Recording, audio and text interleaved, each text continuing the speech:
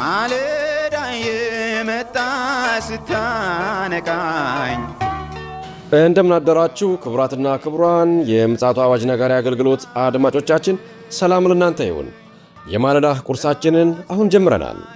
አዘጋጅ እና አቅራቢ ፓስተር አለማየሁ ነሞ። መልካም ጊዜ ሆነላችሁ። ከሕይወት ምንጭ ውሃ ስታረካኝ ሰላም ጤና ይስጥልኝ። እንደምን አደራችሁ። ይህ በምፅዓቱ አዋጅ ነጋሪ አገልግሎት እየተዘጋጀ የሚቀርብ የማለዳ ቁርስ ፕሮግራማችን ነው። ወደ ዛሬው የማለዳ ቁርስ ፕሮግራም ከማለፋችን በፊት ይህንን ማለዳ የሰጠንን እግዚአብሔር አምላካችንንና አባታችንን አብረን አመስግነን ወደ ዛሬው የማለዳ ቁርስ እናልፋለን። የዘላለም አምላክ በዘላለም ዙፋን ያለህ የተፈራህና የተከበርክ አምላካችንና አባታችን ሆይ ስለዚህ ማለዳ ስለ ምሕረትህና ቸርነትህ እናመሰግንሃለን። ይህንም ማለዳ በምሕረትና በቸርነት ስለሰጠህን ክብር ምስጋና ከዘላለም እስከ ዘላለም ለታላቁ ስምህ ይሁን። አንተ ኃያል ብርቱ ታላቅ አምላክ ነህና እናመሰግንሃለን። እኔና ወገኖቼን ደግሞ በዚህ ማለዳ ምሕረት አድርገህልን ቸርነት በስቶልን ጸጋና ኃይልህን ሰተን በፊትህ ደግሞ ሕያውና ቅዱስ የሆነውን ቃልህን እንድንማር ዕድል ስለሰጠን እናመሰግንሃለን። እግዚአብሔር ሆይ የቃልህ ኃይል፣ የቃልህ ሥልጣን፣ የቃልህ ጉልበት፣ የቃልህ የማዳን ኃይል በኢየሱስ ክርስቶስ ስም በእኔና በወገኖቼ ሕይወት ውስጥ እንዲገለጥ እጠይቅሃለሁ። ቃሉን ላከ፣ ፈወሳቸው፣ ከመከራም ስጋት አዳናቸው ተብሎ እንደተጻፈ ቃልህ ማንነትህና ራስህ ነህና የቃልህን ኃይልና ጉልበት በመግለጥ የታመሙት እንዲፈወሱ፣ ያዘኑ እንዲጽናኑ፣ ሰላም ያጡ ጌታዊ እርፍ የሚያደርግ ያንተ ሰላም በውስጣቸው እንዲፈስ በክርስቶስ ኢየሱስ ስም እጠይቅሃለሁ። እጅህን ዘርግተህ ጉድለታቸውን ትሞላ ዘንድ ትባርካቸው ዘንድ ያንተ መልካምነት በእነሱ ሕይወት ላይ ይሆን ዘንድ በኢየሱስ ክርስቶስ ስም እንጠይቅሃለን። ስለ ሁሉ ነገር እግዚአብሔር አምላካችንና አባታችን ሆይ ተባረክ። ክብር ለአንተ ይሁን። እነሆ ደግሞ ቃልህን ባርክልን። የቃል መንፈስ በሕይወታችን ውስጥ ይስራ። እግዚአብሔር ሆይ ይህንን ማለዳ በእጅህ አሳልፈን ሰጠንህ። በኢየሱስ ጌታ ድንቅ ስም አሜን። እንግዲህ ላይክ እና እስቲ ሼር በማድረግ ለብዙዎች በማጋራት የዛሬውን ፕሮግራማችን እንድንጀምር በጌታ ፍቅር ጠይቃችኋለሁ። አገልግሎታችንን ደግሞ በስክሪኑ ላይ ባለው የባንክ አካውንት አገልግሎታችንን እንድደግፉ በጌታ ፍቅር ጠይቃችኋለሁ። እንግዲህ በትናንትናው ዕለት የተመለከትነው እያየን ያለነው የኤፌሶን መጽሐፍ ምዕራፍ 4 ነው። በትናንትናው ዕለት ቁጥር 8ና 9 ነበር እየተመለከትን ያለነው። ስለዚህ ወደ ላይ በወጣ ጊዜ ምርኮን ማረከ፣ ለሰዎችም ስጦታን ሰጠ ይላል ብለን ነበር ያየነው። ወደ ምድር ታች ክፍሉ ደግሞ ወረደ ማለት ካልሆነም ይወጣ ማለትስ ምን ማለት ነው? ይህ የወረደው ሁሉን ይሞላ ዘንድ ከሰማይ ሁሉ በላይ የወጣው ደግሞ ያው ነው የሚለውን ሐሳብ በጥቂቱ ለመመልከት ሞክረናል። እንግዲህ ምርኮ ምንድን ነው የሚለውን ነገር ነበር አንዱ ያየነው። እንግዲህ እግዚአብሔር እኛ ሲፈጥረን ለኃጢአት ለእርግማን ወይም ደግሞ ለውድቀት አልፈጠረንም። ሲፈጥረን ፐርፐዙ የተፈጠርንበት ዓላማ ከእግዚአብሔር ጋር አብረን በኤዶም ገነት እንድንሆንና የእግዚአብሔርን መልክ የእግዚአብሔርን ማንነት እንድንገልጥ እንዲሁም ደግሞ ምድርን እንድናበዛት፣ እንድንሞላት፣ እንድንባርካት፣ እንድንገዛት፣ በምድር ያለውን ሁሉ እንድናስተዳድር ኦቶሪቲ ተሰጥቶን ነው ከእግዚአብሔር የተፈጠር ነው። እንግዲህ የተፈጠር ነው ደግሞ በሱ መልክና አምሳል እንደሆነ መዘንጋት የለበትም። ነገር ግን ያ ክቡር የሆነው በእግዚአብሔር መልክና አምሳል የተፈጠረው እግዚአብሔርን ወርሺፕ ላይ ያደረገው የተፈጠረው የእግዚአብሔርን ሐሳብና ፍቃድ በምድርና በሰማይ በገነት ሊፈጽም የተፈጠረው ሰው በኃጢአት ምክንያት ወድቆ ተማርኮ ነበረ። የኃጢአት ምርኮኛ ሆኖ ነበር። የዲያብሎስ እስረኛ ሆኖ ነበረ። የኃጢአት እስረኛ ሆኖ ነበረ። እንግዲህ የኃጢአት እስረኛ የሆነውና በኃጢአት ተማርኮ የነበረው የሰው ልጅ ከዚህ ምርኮ ውስጥ እግዚአብሔር አምላክ ልጁን ኢየሱስ ክርስቶስን በመላክ ምንድን ነው ያደረገው ብለን ስንመለከት የመጀመሪያው ከጨለማው አዳነን፣ ከጨለማው አወጣን፣ ከታሰርንበት ሰንሰለት ፈታንና የእግዚአብሔር ልጆች እንድንሆን አደረገን። እግዚአብሔር ልጆች ብቻ እንድንሆን አይደለም፣ የእግዚአብሔር ደግሞ ወራሾች እንድንሆን፣ እግዚአብሔርን እንድናመልክ፣ ከምንም በላይ ደግሞ ከእግዚአብሔር ጋር ኅብረት እንድናደርግና ጠፍተን የነበረውን ወደ ቤታችን ወደ እግዚአብሔር መንግሥት መልሶ የዘላለም ሕይወትን ሰጥቶናል። ነገር ግን ደግሞ የተሰጠንን ኦቶሪቲ፣ ሁሉን የመግዛት ስልጣን፣ ተባረኩ የተባልነው የበረከት ስልጣን፣ የመብዛት ስልጣን፣ እነዚህ ነገሮቻችን ተነጥቀው ነበረ። የሰው ልጅ በትንሹ የሚሸማቀቅ የሚፈራና ትናንት በኤዶም ገነት ስም ያወጣላቸውን አራዊቶች ሁሉ የሚፈራና የሚሸሸግ ሆነ። እንግዲህ መሸሸግ የሚለው ቃል የመጣው ዘፍጥረት ምዕራፍ 3 ቁጥር 8 ጀምሮ ወደ ታች ሄደን ስንመለከት እግዚአብሔር አምላክ አዳምን ወዴት ነህ ባለው ጊዜ ድምፅህን በገነት ሰምቼ ፈራሁ፣ ስለዚህም ተሸሸግኩ አለ። ምክንያቱም አትብላ ከተባለው ነገር በልቶ ስለነበረ ነው የተሸሸገው። በውሸት ተታሎ የውሸት ባሪያ ሆኖ ነበር። ዲያብሎስ ደግሞ የውሸት አባት እንደሆነ ዮሐንስ ወንጌል ምዕራፍ 8 ላይ በግልጽ ጌታ ኢየሱስ ክርስቶስ ተናግሮታል። ስለዚህ እኛ በተፈጠርን ጊዜ የተሰጠን ኦቶሪቲ ነበር፣ ስልጣን ነበረ፣ የመግዛት ስልጣን ነበር፣ የማስተዳደር ስልጣን ነበረ።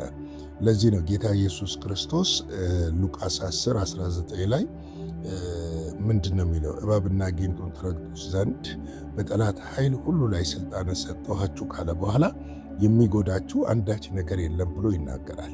እንግዲህ የሚጎዳችሁ ስልጣንን ሰጠኋችሁ ነው ያለው። ተመልከቱ፣ እባብና ጊንጡን ትረግጡ ዘንድ ያኔ የረገጠንን፣ ያስጨነቀንን፣ አላራምድ ያለንን፣ አላንቀሳቀስ ያለንን፣ ከእግዚአብሔር የለየንን፣ ተመልከቱ፣ የገዛንን ባሪያ አድርጎ የሐሳቡ ፈጻሚዎች አድርጎ የገዛንን ያንን ክፉ እንድንረግጥ ምን አድርጎናል? ስልጣን ሰጥቶናል። እኔ ይሄ ሉቃስ 10:19 ላይ በጣም ከሚገርመኝ ትረግጡት ዘንድ በጠላት ኃይል ሁሉ ላይ ስልጣን ሰጥቻችኋለሁ ካለ በኋላ ቀጥሎ የሚለው ሐሳብ በጣም ይደንቀኛል። የሚጎዳችሁ አንዳችም ነገር የለም ይላል። ስልጣን ብቻ አይደለም፣ የሚጎዳንም አንዳች ነገር የለም፣ እንዲጎዳንም አይፈቀድለትም። ስለዚህ ነው እንግዲህ ያንን ምርኮ አምጥቶ ለቤተ ክርስቲያን ሰጠ። እግዚአብሔር ለልጆቹ ሰጠ። ቤተ ክርስቲያን ስንል እኔና እናንተ ነን። አንደኛ ቆሮንቶስ ምዕራፍ 3 ቁጥር 16 ላይ ምን ይላል? እናንተ የሕያው የእግዚአብሔር ቤተ መቅደስ ናችሁ ይልና የእግዚአብሔር መንፈስ ማደሪያ እንደሆናችሁ አታውቁምን ይላል። የእግዚአብሔር መንፈስ የሚያድርብን የእግዚአብሔር ቤተ መቅደስ የሆንን እኔና እናንተ ነን። ለሰለሞን ይህንን ነግሮታል። ምንድነው? ምን አይነት ቤት ነው የምትሰራልኝ? እኔ በእጅ በተሰራ ቤት አልኖርም። እግዚአብሔር የሚኖረው ራሱ በሰራው ቤት ነው። ራሱ የሰራው ቤት ደግሞ እኔና እናንተ ነን። በእኔና በእናንተ ውስጥ ነው እግዚአብሔር አምላክ የሚኖረው። በእኔና በእናንተ ውስጥ ነው የሚገለገለው፣ የሚጠቀመው። ስለዚህ ነው እንግዲህ ምርኮን ማርኮ ምን አደረገ? ስጦታን ሰጠን። ስጦታን ሰጥቶናል። ይህንን ስጦታ ነው የሰጠን። ይህን ስጦታ ምርኮ ማርኮ ሲል ምንም ቀለል አድርገን የምንመለከተው ጉዳይ አይደለም። ዋጋ ተከፍሎበታል። ይህንን ለመማረክ እኔና እናንተን ወደ እግዚአብሔር መንግሥት ለመመለስ እግዚአብሔር ልጁን አስከፍሎታል። ልጁ ደግሞ ሕይወቱን አስከፍሎታል። ተገርፏል፣ ተዋርዷል፣ ተተፍቶበታል። በመስቀል ላይ የእርግማን ሞት። ምክንያቱም በእንጨት ላይ የተሰቀለ ሁሉ ምንድነው ይላል መጽሐፍ ቅዱስ? የተረገመ ነው ይላል። ክርስቶስ የተረገመ አልነበረም። የኔና የእናንተን እርግማን ስለተሸከመ ግን እንደተረገመ ተቆጠረ። የኔና እናንተን እርግማን ስለወሰደ፣ ስለዚህ እርግማናችንን ወስዶልናል። ስለዚህ ያንን ከፍሎ ወደ ሲኦል ወርዶ ምርኮን ማርኮ ገብቷችኋል። ቁልፉን ተቀብሎ ለእኔና ለእናንተ ደግሞ ስጦታን ሰጠን። ይህ ስጦታ ምንድን ነው? እንገዛ ዘንድ ነው። ይህ ስጦታ ምን እናደርግ ዘንድ ነው? የበላይ እንሆን ዘንድ ነው። በምድር ላይ አሁን በገዢነት ስልጣን እንድንገለጥ የተሰጠን ስጦታ ነው። ይህንን ስጦታ ልናቀለው የሚገባ ነገር አይደለም። ለዚህ እኮ ነው ወደ ምድር ታችኛው ክፍል ደግሞ ወረደ ማለት ካልሆነ ይህ ወጣም ማለትስ ምን ማለት ነው? በጣም የሚገርመኝ ጌታ ኢየሱስ ክርስቶስ ሞቶ ከተነሳ በኋላ ለደቀ መዛሙርቱ የነገራቸው ነገር ምንድን ነው? በኢየሩሳሌም ተቀመጡ፣ ኃይልን ትቀበላላችኋል። በኢየሩሳሌም ምን አድርጉ? ተቀመጡ። ኃይልን ምን ታደርጋ? ትቀበላላችኋል። ምርኮ በመንፈስ ቅዱስ አማካኝነት ነው የሚመጣው። ምክንያቱም ቤተ ክርስቲያንን አሁን ራን እያደረጋት ያለው መንፈስ ቅዱስ ነው። እግዚአብሔር መንፈስ ቅዱስ በምድር ስላለ ነው ቤተ ክርስቲያን ስላለች ነው ምድር ሰው አውሬ መሆን ያልቻለው፣ አጋንንት እንደ ልቡ መስራት ያልቻለው፣ በኃይሉ በሙላቱ መስራት ያልቻለው እኛ ስላለን፣ እኔና እናንተ ስላለን ነው። ከእኔና ከእናንተ ጋር ደግሞ ክርስቶስ የእግዚአብሔር ልጅ ስላለን እንደሆነ ልናውቅ ያስፈልጋል። ስለዚህ ነው ይህ የወረደው ሁሉን ይሞላ ዘንድ ከሰማይ ሁሉ በላይ የወጣው ደግሞ ያው ነው ይልና ነገ በስፋት እንመለከተዋለን። እርሱም አንዳንዶቹን ሐዋርያ፣ ሌሎቹን ነቢያት፣ ሌሎቹን ወንጌል ሰባኪ፣ ሌሎችን እረኛ፣ አስተማሪዎችም እንዲሆኑ ሰጠ ይላል። ለማን? ለቤተ ክርስቲያን። ለማን? ለእኔና ለእናንተ ሰጠ። ዛሬ ይህ ክፍል በጣም ብዙ አጨቃጫቂ ሆኖ ምድር ላይ ለምን እንደመጣ ባላቅም መጽሐፍ ቅዱስ ላይ እንግዲህ በግልጽ የተጻፈ ክፍል ነው። የተጻፈ ክፍል ነው ሲል ሰጠ ነው የሚለው፣ አልሰጠም አይደለም የሚለው። ሰጠ የተባለውን እንግዲህ የሰጠው ምርኮን የማረከው ወደ ላይ የወጣው በአባቱ ቀኝ ያለው ክርስቶስ እንደሰጠ መጽሐፍ ቅዱስ በግልጽ ይነግረናል። ይህንን አንቀበልም የለም ማለት በጣም ትንሽ ይከብዳል ማለት እንዴት ነው እየመረጥን ሆነ እንደ የእግዚአብሔርን ቃል የምንቀበለው የሚለውን ጥያቄ ደግሞ ያስነሳል። እና በነገው ዕለት ግን ይህንን ክፍል በደንብ እንመለከተዋለን። ለዛሬ እዚህ ላይ ላብቃና እንግዲህ ላይክ፣ ሼር፣ ሰብስክራይብ እያደረጋችሁ እግዚአብሔር በረዳችሁ ጸጋና እግዚአብሔር ባገዛችሁ ልክ ደግሞ በስክሪኑ ላይ ባለው የንግድ ባንክ አካውንት አገልግሎታችንን እንድትደግፉ ከጎናችን እንድትቆሙ እንድታበረታቱን በጌታ ፍቅር እንጠይቃችኋለን። አጭር ጸሎት ልጸልይና የዛሬውን የማለዳ ቁርሳችንን በዚህ ላይ እንግታ። የዘላለም አምላክ እግዚአብሔር ሆይ በጌታ በኢየሱስ ክርስቶስ ስም ስለዚህ ጊዜና ስለዚህ ሰዓት ሁሉ እናመሰግንሃለን። ስላስተማርከን ሕያውና ቅዱስ የሆነውን ቃልህን ስለገለጥክልን በቃል ውስጥ መንፈስህንና ማንነትህን ስላሳየህን እናመሰግንሃለን። አንተ ስለኛ ሁሉን ከፍለ ሞታችንን ሞተ ሕይወትህን ሰጠ ታላቅነትህንና ገናናነትህን በምድር ላይ ስለገለጥክ ደግሞ እናመሰግንሃለን።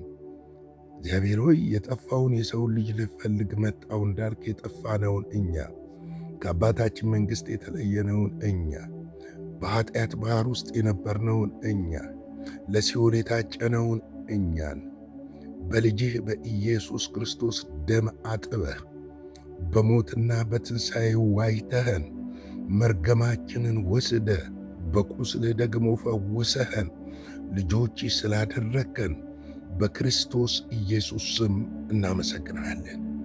አሁንም ክብር፣ ምስጋና፣ አምልኮ፣ ስግደት፣ ውዳሴ ሁሉ በክርስቶስ ኢየሱስ ስም ለታላቁ ስምህ ይሁን። በነገር ሁሉ የረዳህን የደገፍከን፣ ነገም ለዘላለምም የምትጠብቀን የማትተወን አባት እንደሌላቸው ልጆች አልተዋችሁም ያልክ ማትተወን ጌታ በምሕረትህና በቸርነትህ ሁሌም እኛን የምትጠብቅ የርኅራኄ አምላክ፣ የፍቅር አምላክ፣ የምሕረት አምላክ፣ የቸርነት አምላክ የሆንከው እግዚአብሔር አብ አባት ሆይ በክርስቶስ ኢየሱስ ስም አሁንም ምስጋና፣ አምልኮና ስግደት ውዳሴን አቀርባለሁ። ስለ ወገኖቼ አመሰግናለሁ። ለነሱ ስላረከው ምሕረት፣ ቸርነት በዚህ ማለዳ ይህንን ቃል ደግሞ የሚሰሙትን የሚካፈሉትን ሁሉ ስለ ባረካቸው፣ በምሕረት ስለ ጎበኛቸው፣ ቸርነት በሕይወታቸው ስለተገለጠ፣ አንተ ከነሱ ጋር ስላለህ አመሰግናለሁ። አሁንም በነገር ሁሉ እንድታግዘን፣ እንድደግፈን፣ አቅም እንድትሆነን፣ ጉልበት እንድትሆነን በክርስቶስ ኢየሱስ ስም እንጠይቃለን።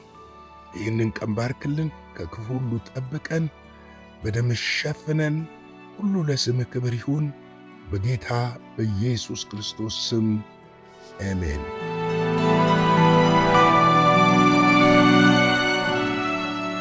በነበረን የመልእክት ክፍለ ጊዜ እንደተባረካችሁ ተስፋ እናደርጋለን።